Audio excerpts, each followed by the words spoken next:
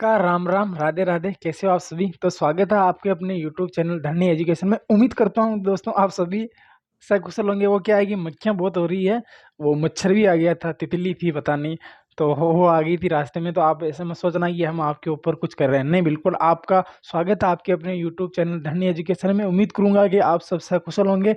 देखिए दोस्तों, कल हमने पढ़ लिया था उपसर्ग। उपसर्ग आगे लगते हैं और प्रत्यय पीछे लगते हैं। आज मैं आपको, पहले इतने दिन तो मैंने आपके गीत गाए थे कि शब्द के प्रारंभ में लगते हैं, अब मैं गीत गाऊंगा आपके शब्द के अंत में लगते हैं। ठीक है दोस्तों, तो आज हम बिल्कुल, मैं आपको प्रत्यय बिल्कुल बेसिक लेवल से पढ़ाऊंगा। और याद रखना, उपसर्ग में केवल मैं आपको जितने ज़्यादा उदाहरण लिखाऊंगा, लिखाए थे, वो चीज़ मोस्ट इंपॉर्टेंट थी। और अब प्रत्यय के अंदर मैं आपको हर चीज़ के नोट भी लगाऊंगा, विशेष भी लगाऊंगा। जो चीज़ मैं आपको विशेष बता दूं, समझ लेना वो चीज़ आपके इंपॉर्टेंट है और समझने वाला टॉपिक भी है दोस्तों। बस इसको टुकड़ों में पढ़ेंगे तो आपको कोई आसानी नहीं रहेगी। तो सबसे पहले नए पेज से हेडिंग लगाइए दोस्तों, आपके प्रत्यय। प्रत्यय पढ़ेंगे दोस्तों। हाँ, प्रत्यय होते क्या होते हैं ये चीज़ भी बताऊंगा। प्रत्यय कौन कौन से पढ़ेंगे, कौन कौन से इसके अंदर भेद आएंगे वो पढ़ेंगे। फिर भेद के भेद कौन से आएंगे, कर्दन प्रत्यय पढ़ेंगे, तद्धित प्रत्यय पढ़ेंगे। तो सबसे पहली बात है प्रत्यय है ना। प्रत्यय, पहली बात प्रत्यय क्या होते हैं? यह यौगिक होते हैं, यह यौगिक शब्द होते हैं। पहली बात थी, है ना। बिल्कुल आज मैं आपको बिल्कुल बेसिक जानकारी दूंगा। आज मैं आपको केवल समझाऊंगा, लेकिन समझाने समझाने में आपको लगभग पूरा याद भी करवा दूंगा। आज कल तो केवल उदाहरण पढ़ेंगे और इसके भेद पढ़ेंगे। देखिए, सबसे पहली बात है कि ये यौगिक शब्द होते हैं, यौगिक शब्द होते हैं।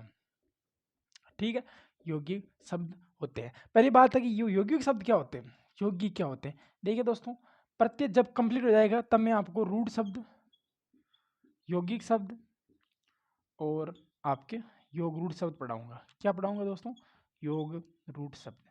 पहली बात, रूढ़ शब्द किसे कहते हैं? वे शब्द जिनका अर्थ वर्षों से एक ही अर्थ में होता है, यानी वे शब्द जिनका प्रयोग हमेशा एक ही अर्थ में प्रयोग होता है, अर्थात इनका संधि विच्छेद नहीं किया जा सकता, वे आपके रूढ़ कहलाते हैं। जैसे दिन, नदी, पहाड़, देवता, स्त्री, मेंढक, ये जो है पति, ये सारे के सारे क्या है आपके रूढ़ शब्द आ जाएंगे। यौगिक शब्द किसे कहते हैं? दो शब्दों से मिलकर बने होते हैं, दोनों शब्दों का अर्थ भी अलग अलग होता है और ये अपने ही अर्थ में प्रयोग हो जाए। जैसे आपके, मान लो आपके पर्यावरण हो गया, प्रत्यक्ष हो गया, दूध वाला हो गया, ये शब्द। ठीक है, अभ्यारण्य हो गया। अब बात क्या करते हैं दोस्तों, यौगिक शब्द क्या होते हैं? ये क्या होते हैं दोस्तों? आपके संधि, समास, उपसर्ग और प्रत्यय, इन सभी के जो उदाहरण होते हैं दोस्तों आपके, वो यौगिक होते हैं, लेकिन बहुब्रीहि को छोड़कर, क्योंकि बहुब्रीहि समास आपके योग रूढ़ में आता है। यानी जितने भी आपके जो बहुब्रीहि समास के उदाहरण लिखे हैं दोस्तों, वो सारे के सारे योग रूढ़ शब्द हैं। अच्छा, योग रूढ़ शब्द होते कौन कौन से? वे शब्द जो दो शब्दों से मिलकर बने होते हैं, दोनों शब्दों का अर्थ भी क्या होता है दोस्तों? अलग अलग होता है, लेकिन वो किसी तीसरे के अर्थ में रूढ़ हो जाते हैं। जैसे कि गजानंद, ठीक है, और आपके चक्रधर, मुरारी, चतुर्भुज, ये सारे जितने भी बहुवीर के मैंने लिखाई थे ना, वो ये किए होते हैं ना। ये छोटी सी जानकारी थी, लेकिन मैंने आपको इसका बिल्कुल अलग वीडियो बना के बताऊंगा कि ये यौगिक शब्द होते हैं ना। ठीक है, और ये दो शब्द से मिलकर बना होता है। कौन कौन से शब्द है दोस्तों? इधर लिख रहा हूँ मैं, आप भी ऐसा कैसे ही लिख लीजिए दोस्तों। प्रतिधन में आए, ठीक है, जिसका शाब्दिक अर्थ होता है हमेशा आना। क्या होता है दोस्तों आपके? हमेशा आना। ठीक है।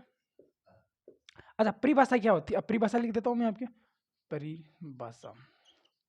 ठीक है दोस्तों, यानी कि देखो, पहले तो मैंने आपको क्या पढ़ाए थे दोस्तों? उपसर्ग पढ़ाए थे। उपसर्ग तो क्या लगते हैं दोस्तों? आगे लगते हैं। पै का मतलब याद रख लेना, पीछे लगते हैं। यानी वे शब्द जो किसी शब्द की, यानी कि वे शब्दांश जो किसी शब्द के अंत में लगकर उस शब्द के अर्थ में परिवर्तन या विकार ला देते हैं, वही आपके प्रत्यय कहलाते हैं। ठीक है, प्रत्यय दो प्रकार से पढ़ेंगे, एक तो कर्दंत प्रत्यय पढ़ेंगे, एक आपके तद्धित या तद्धितांश प्रत्यय पढ़ेंगे, यानी कर्तन प्रत्यय और एक तद्धित प्रत्यय पढ़ेंगे। ठीक है, और इसकी चार पांच बातें जो मैंने आपके जब मैंने आपको उपसर्ग पढ़ाया था ना, तब लिखा था ये शब्दांश होते हैं, इनका स्वतंत्र अर्थ नहीं होता है, ये किसी शब्द के पूर्व पहले लगते हैं, उन शब्दों को हम उल्टा कर देंगे। यानी कि बात तो वही रहेगी, ये वो शब्द मैंने लिखाया था आपको पूर्व में लगते या आपके अंत में लगते। उसमें लिखाया था मैंने संधि नियम लागू होता, लागू रहे जरूरी नहीं। अब इसमें लिखना पड़ेगा बिल्कुल संधि नियम आपके लागू नहीं होता।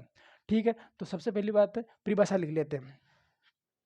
परिभाषा लिखते हैं दोस्तों, वह शब्दांश, ठीक है, वह शब्दांश जो किसी शब्द के, किसी शब्द के अंत में, अंत में लगकर उसके अर्थ में परिवर्तन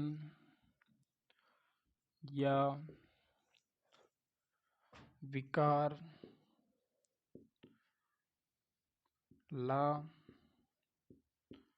देते हैं, वह शब्द प्रत्यय कहलाता है। ठीक है दोस्तों, वे शब्दांश जो किसी शब्द के अंत में लगकर, ठीक है, मैंने आपको जब उपसर्ग पढ़ाए थे तब पहले लिखा था कि पूर्व पहले जुड़ते हैं, और अब पढ़ा रहा हूं मैं आपके अंत में लगकर उसके अर्थ में परिवर्तन या विकार ला देते हैं, परिवर्तन या विकार ला देते हैं। अब बात करते हैं दोस्तों आपके प्रत्यय की विशेषताएं। प्रत्यय की क्या क्या विशेषताएं होती हैं? प्रत्यय की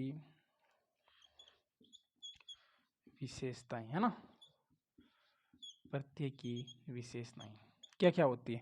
पहली बात, ठीक है, पहली बात की है शब्दांश होते हैं। ये है क्या होते हैं दोस्तों? आपके शब्दांश होते हैं। साथ के साथ उतार लीजिए, क्योंकि ये चीजें मैंने आपको उपसर्ग में भी पढ़ाई, पर उपसर्ग में पढ़ा दी। ये शब्दांश होते हैं, शब्दांश होते हैं, ठीक है। ये इनका स्वतंत्र अर्थ नहीं होता है, इनका स्वतंत्र अर्थ नहीं होता है, ठीक है। 3 नंबर लिखिए दोस्तों, ये किसी शब्द के, यह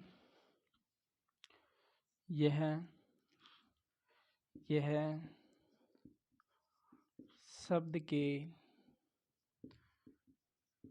अंत में जुड़ते हैं, ठीक है। नंबर 4 लिख लिए दोस्तों। इसको आगे बढ़ा देते हैं ना जी। अंत देखो, यह शब्द के अंत में जुड़ते हैं तथा अर्थ में परिवर्तन या विकार ला देते हैं, ठीक है। परिवर्तन या विकार ला देते हैं, ठीक है। और संधि नियम लागू नहीं रहता है, संधि नियम लागू नहीं रहता है। जो बात मैंने आपको उपसर्ग में लिखाई थी ना दोस्तों, केवल 2 बात चेंज करनी है। वहां तो लिखाया था पूर्व पहले में लगते हैं, और वहां लिखाया था कि संधि नियम लागू रहता है, लागू रहे जरूरी नहीं होता। ये तो मैं आपको बिल्कुल बेसिक जानकारी दोस्तों। शाब्दिक अर्थ क्या होता है, ये यौगिक होते हैं, परिभाषा लिखा दी, और इनकी 4-5 जो विशेषता है ये लिखा दी। अब बात करूंगा दोस्तों कि आपके जो प्रत्यय होते हैं इनको कितने भागों में बांट के पढ़ते हैं। तो यहाँ तक आप जल्दी से उतार लीजिए, आगे पढ़ते हैं अपन, है ना। बिल्कुल ऐसा जोरदार समझाऊंगा दोस्तों कि आपको हमेशा याद रहेगा ये, है ना। बिल्कुल बेसिक लेवल से समझाऊंगा, और इतना डिटेल से समझाऊंगा, हर उदाहरण को खोल खोल के रखूंगा आपके सामने, ठीक है। तो अब बात करता हूँ दोस्तों मैं आपके भेद। प्रत्यय के 2 भेद होते हैं, या 2 प्रकार से पढ़ेंगे, ठीक है। पहला पढ़ेंगे हम कृदंत प्रत्यय, जो किसी मूल धातु या प्रत्यय के साथ क्रिया का प्रयोग करने से कृदंत प्रत्यय का निर्माण होता है, ठीक है। तो हेडिंग लगा लीजिए। देखो, 2 भेद होते हैं, 2 प्रकार से पढ़ेंगे। ऐसे मान लो, प्रत्यय को 2 प्रकार से पढ़ा जाता है, ठीक है। नंबर 1 क्या कहता है दोस्तों आपके? कृदंत प्रत्यय। क्या कहता है दोस्तों आपके? कृदंत प्रत्यय, या इसको ही बोलते हैं यहाँ पे कृत प्रत्यय, है ना। या कृदंत ही बोल देते हैं, या कृत प्रत्यय, या कृदंत प्रत्यय, कोई बात नहीं, ठीक है। दूसरा पढ़ते हैं दोस्तों आपके तद्धित प्रत्यय, तद्धित प्रत्यय या तद्धितांश प्रत्यय, ठीक है। अब बात करता हूँ दोस्तों कृत प्रत्यय और कृदंत प्रत्यय क्या होते हैं। इनको मैं आपको दोस्तों 5 प्रकार से पढ़ाऊंगा। कौन कौन से पढ़ाऊंगा? कृत्रिवाचक, कृदंत प्रत्यय, है ना, प्रत्यय, यहाँ प्रत्यय लिख देता हूँ, ठीक है। कर्तृवाच्य कृदंत प्रत्यय। दूसरे में पढ़ाऊंगा मैं आपको कर्म वाच्य कृदंत प्रत्यय, ठीक है। 3 नंबर पढ़ाऊंगा मैं आपको करणवाच्य कृदंत प्रत्यय। नंबर 4 पे पढ़ेंगे दोस्तों अपन भाववाचक कृदंत प्रत्यय, है ना।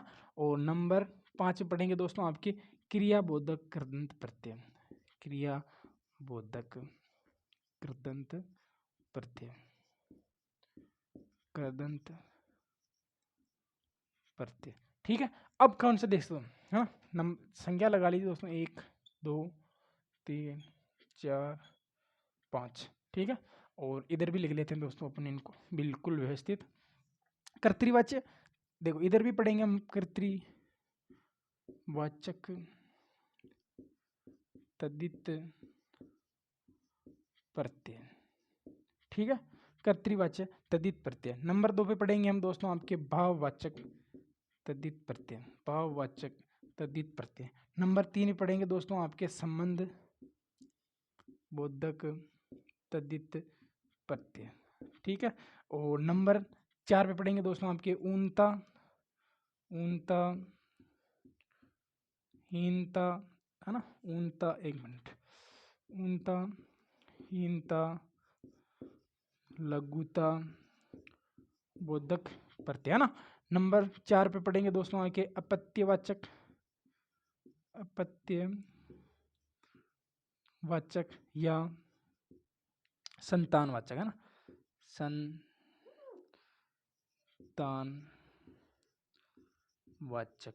ठीक है। और नंबर 6 पे पढ़ेंगे दोस्तों आपके स्त्री बोधक तद्धित प्रत्यय, है ना, पूरा लिख लीजिए इसको, तद्धित प्रत्यय। जल्दी से इनको उतार लीजिए, फिर मैं एक एक की परिभाषा लिखाऊंगा कि कृदंत प्रत्यय क्या परिभाषा होती है, तद्धित प्रत्यय क्या परिभाषा होती है, आपके कर्तृवाच्य कृदंत प्रत्यय क्या होता है, कर्मवाच्य क्या होता है, करणवाच्य क्या होता है, भाववाच्य क्या होता है, क्रियाबोधक क्या होता है, और कर्तृवाच्य तद्धित प्रत्यय क्या होता है, भाववाचक में क्या तद्धित प्रत्यय क्या होता है, इसके अंदर क्या होता है। देखिए दोस्तों, अगर आप यहाँ पर लिख लीजिए, ठीक है। इसमें क्या क्या आता है दोस्तों आपके, इसमें क्या क्या पढ़ेंगे दोस्तों आपके संज्ञा, सर्वनाम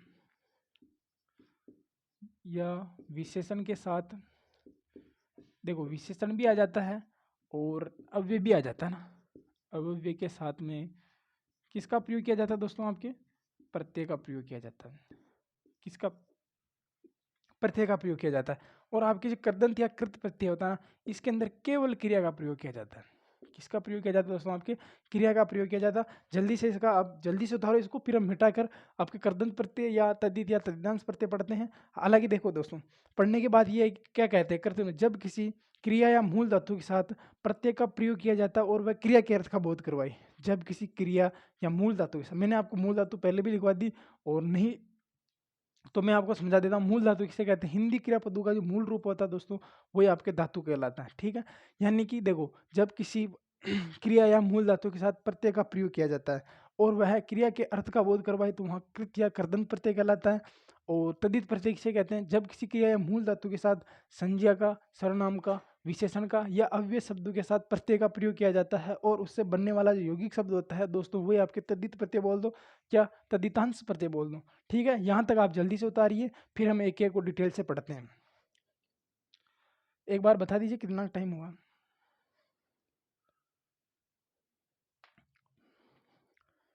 तो अब इसको मैं मिटा रहा हूँ। तो नंबर 1 पे हेडिंग लगाएंगे दोस्तों आपके कृदंत प्रत्यय, है ना।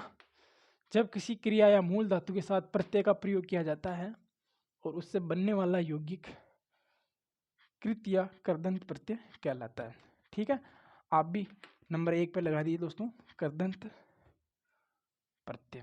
जब किसी क्रिया या मूल धातु के साथ प्रत्यय का प्रयोग किया जाता है और वह क्रिया के अर्थ का बोध करवाता है, ठीक है, वही आपके कृदंत प्रत्यय कहलाता है, ठीक है। बिल्कुल मैं आपको 0 से 0 लेवल तक पढ़ाऊंगा, 1% में आपको डाउट नहीं रखूँगा ना। तो सबसे पहले अपन पढ़ेंगे आज, ठीक है। तो नंबर 1, कृत या कृदंत प्रत्यय। कृत या कृदंत,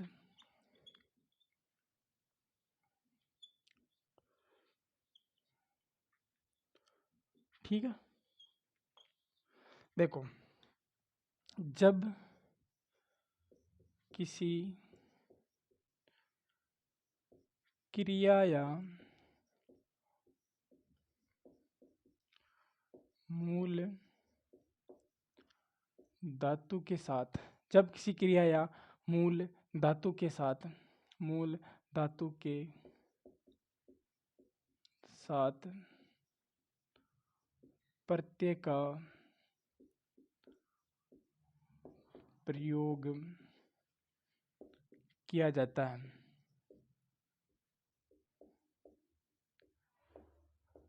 तो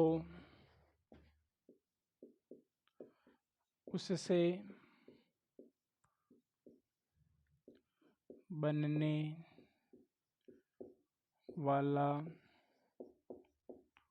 यौगिक शब्द कृत या कृदंत प्रत्यय कहलाता है। देखिए दोस्तों, जब किसी क्रिया या मूल धातु के साथ, जब किसी क्रिया या मूल धातु के साथ प्रत्यय का प्रयोग किया जाता है और वह उसके, देखो, जब किसी क्रिया या मूल धातु के साथ प्रत्यय का प्रयोग किया जाता है और वह उससे बनने वाला यौगिक शब्द, है ना। देखो, जब किसी क्रिया या मूल धातु के साथ प्रत्यय का प्रयोग किया जाता है और बनने वाला जो शब्द होता है दोस्तों, या यौगिक शब्द होता है, वो आपके कृदंत प्रत्यय कहलाता है। जब किसी क्रिया या मूल धातु के साथ प्रत्यय का प्रयोग किया जाता है और उससे बनने वाला जो, जब किसी क्रिया या मूल धातु के साथ प्रत्यय का प्रयोग करते हैं तो उससे बनने वाला जो यौगिक शब्द होता है दोस्तों, वो आपके कृत या कृदंत प्रत्यय कहलाता है। तो पहले इस नंबर पर पढ़ेंगे हम आपके कर्तृवाचक। मैंने आपको भेद पढ़ा दिए, अब मैं पढ़ा रहा हूँ आपको कर्तृवाचक कृदंत प्रत्यय, ठीक है। ये पढ़ा देता हूँ मैं आपको, या 2 पढ़ा देता हूँ, ठीक है। 2 पढ़ा देता हूँ ताकि आपको भी आसानी रहेगी और अपना भी टाइम ज़्यादा नहीं होगा ना। तो 1 मिनट, है ना, ठीक है दोस्तों। कृत या कृदंत प्रत्यय, कृत या कृदंत प्रत्यय जब किसी क्रिया या मूल धातु, किसका बोध करवाएगा दोस्तों, आपकी ये कर्ता का बोध करवाएगा, ठीक है। कर्ता का बोध, ठीक है। परिभाषा लिख दे दोस्तों। देखो, जब किसी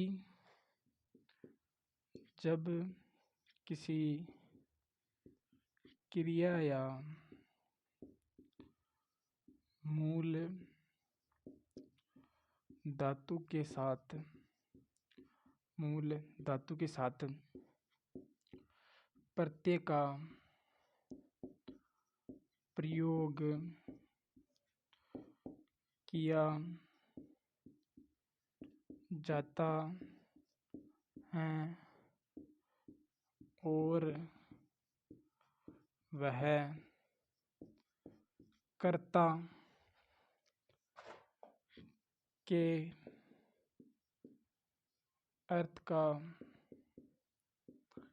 कर्ता के अर्थ का बोध कराता है। जब किसी क्रिया या मूल धातु के साथ प्रत्यय का प्रयोग किया जाता है और वह कर्ता के अर्थ का बोध कराता है तो वह आपके कृत या कृदंत प्रत्यय कहलाता है, ठीक है दोस्तों। ये होते हैं आपके कृतवाचक कृदंत प्रत्यय, यानी कर्ता के अर्थ का बोध करवाता है। यानी कि जब किसी मूल धातु या क्रिया के साथ प्रत्यय का प्रयोग किया जाता है, किसका प्रयोग किया जाता है दोस्तों आपके, देखो ये बात याद रखनी, मूल धातु या क्रिया के साथ, जब किसी मूल धातु या क्रिया के साथ में प्रत्यय का प्रयोग किया जाता है और किसका अर्थ बोध करवाए दोस्तों, आपके कर्ता के अर्थ का बोध करवाए, तो वहां पर आपके कृतवाचक कृदंत प्रत्यय होगा। अब जैसे जैसे कुछ उदाहरण लिखता हूं मैं, उससे आपको बहुत ज्यादा समझ में आ जाएगा। जैसे जैसे मैंने उदाहरण लिखे हैं दोस्तों आपके सामने, ठीक है दोस्तों। जैसे मैंने लिखा है आपके अड़ियल, अड़ियल, एक लिखा मैंने आपके सड़ियल, अड़ियल सड़ियल मरियल, अड़ियल सड़ियल मरियल, ठीक है। 3 उदाहरण और लिख देता हूँ, फिर इसके साथ में आपके पढ़ाकू, जैसे मैंने लिख दिया आपके पढ़ाकू, लड़ाकू, पढ़ाकू, लड़ाकू। ठीक है, और भी देखना चाहे तो देख लेते, जैसे खिलाड़ी, एक और ले लेता हूँ। यहाँ तक दिख रहा ना, एक बार बता देना क्योंकि वीडियो कट जाता है बार बार, है ना। तो देखो अड़ प्लस में ई एल किससे मिला दोस्तों आपके, देखो पहले तो मैं आपके खोल के बता रहा हूँ, फिर मैं आपके केवल मतलब प्रत्यय दिखा के मैं आपके 10-5 शब्द बता दूंगा, जिससे आपको भी समझने में आसानी रहेगी और आपके भी उदाहरण ज़्यादा हो जाएंगे, तो आपको भी थोड़ा समझने में लाभ मिलेगा। ठीक है, तो जैसे अड़ प्लस में ई एल प्रत्यय है, इसके अंदर क्या है दोस्तों आपके अड़ प्लस में ई एल प्रत्यय, इसके अंदर आपके सड़ धन में ई एल प्रत्यय है ना, सड़ धन में ई एल प्रत्यय, बिल्कुल कॉन्सेप्ट क्लियर कर दूंगा आपके। मर प्लस में ई एल प्रत्यय, ठीक है। और पढ़ाकू में आपके पढ़ धन में आकू प्रत्यय, कौन सा प्रत्यय दोस्तों आपके आकू प्रत्यय, कौन सा प्रत्यय दोस्तों आपके आकू प्रत्यय। आगे देखो आपके लड़ धन में आकू प्रत्यय, ठीक है। आगे देखो आपके खेल धन में आड़ी प्रत्यय, हाँ ठीक है। जैसे आपके पढ़ धन में आकू, अड़ प्लस में ई एल, सड़ प्लस में ई एल, मर प्लस में ई एल, पढ़ धन में आकू, और इसी के साथ देखिए दोस्तों आपके लड़ प्लस में आकू, ये जो शब्द है ना दोस्तों, ये सारे के सारे इसी के हैं, सारे के सारे जो शब्द है ना दोस्तों आपके आकू बढ़ाएगा ना, आकू ये है। देखो फिर आपके, अब मैं आपको कुछ इसके जो उदाहरण है वो करवा देता हूँ, इसके माध्यम से आपको समझ लेना। जैसे कि मैं ओढ़ा प्रत्यय के करवा देता हूँ, ठीक है, ओढ़ा प्रत्यय है ना। जैसे मैं लिखा देता हूँ आपके भगोड़ा, ये आए हुए क्वेश्चन है ना, हसोड़ा, भगोड़ा, हसोड़ा, ये वाले है ना, भगोड़ा, हसोड़ा, और अपन लिख देते हैं आपके, और लिखोड़ा एक आता है आपके लिखोड़ा, ठीक है। और एक कर देता हूँ मैं आपके अक, अक प्रत्यय से बनने वाले शब्द, ठीक है। तो एक हो जाएगा आपके लेखक, क्या हो जाएगा दोस्तों आपके, साथ साथ लिख लीजिए दोस्तों आपके लेखक, श्रावक, धावक, लेखक, शावक, धावक, और भी लिख लीजिए दोस्तों आपके धावक हो जाएगा, धावक हो गया, लेखक हो गया, शावक हो गया, और श्रावण हो जाएगा, और अक के साथ में और भी लिख लीजिए दोस्तों आपके गायक हो जाएगा, धावक हो जाएगा, गायक हो जाएगा, ठीक है। और अक प्रत्यय के साथ साथ में आप दोस्तों आपके अक्कड़ प्रत्यय भी लिख लीजिए, ठीक है, अक्कड़ प्रत्यय। जैसे कि आपके पियक्कड़ हो जाएगा, पियक्कड़, गुमक्कड़, ठीक है, कुदक्कड़, कुदक्कड़, ठीक है, पियक्कड़, गुमक्कड़, कुदक्कड़, और पियक्कड़, गुमक्कड़, कदक्कड़, यहाँ तक लीजिए दोस्तों। और इसके बाद में दोस्तों आपके कुदक्कड़ भी हो जाएगा, और करते हैं दोस्तों आपके औ प्रत्यय से, है ना, औ प्रत्यय से करते हैं दोस्तों आपके। जैसे मैंने लिख दिया आपके औ, है ना, औ जो प्रत्यय है दोस्तों, इसके अंदर आपके 2-3 जैसे मोस्ट उदाहरण है दोस्तों आपके, जैसे घुमाऊ, खाऊ, औ, है ना, घुमाऊ, घुमाऊ, खाऊ, और आओ, ठीक है। ये जो दोस्तों आपके मोस्ट हो जाते हैं ना, ये है ना आपके 100% इससे आपके क्वेश्चन फुट होगा। इसको आप चांद तारे जो भी लगाना चाहो दोस्तों वो लगा लेना, क्यों, क्योंकि इससे हर बार एक ना एक क्वेश्चन आपके जरूर पूछा जाता है। देखो मैंने आज आपको जो आपकी जो प्रत्यय है ना दोस्तों, इसकी परिभाषा बताई है कैसे हम इसको पढ़ेंगे, और मैंने आपको एक भेद बढ़ा दिया इसका, आपके कृतवाचक कृदंत प्रत्यय, यानी कर्ता के अर्थ का बोध कराए। जब किसी क्रिया या मूल धातु के साथ प्रत्यय का प्रयोग किया जाए और वह कर्ता के अर्थ का बोध कराए, ये मैंने इसके कुछ खोल के उदाहरण लिखे हैं, देखो। और फिर मैंने इसके जैसे ओड़ा प्रत्यय से, अक प्रत्यय से, अक्कड़ प्रत्यय से, आऊ प्रत्यय से, ये आपके इसके अंदर मैंने कुछ शब्द लिखे हैं, ठीक है दोस्तों। और भी लिखते तो पाठक हो जाएगा, ये जो बहुत सारे हैं दोस्तों, है ना। और मैं आपको जब प्रश्नोत्तर करवाऊंगा ना और ज़्यादा डिटेल समझा दूंगा। तब तक के लिए सभी को राम राम, राधे राधे, जय श्री कृष्ण।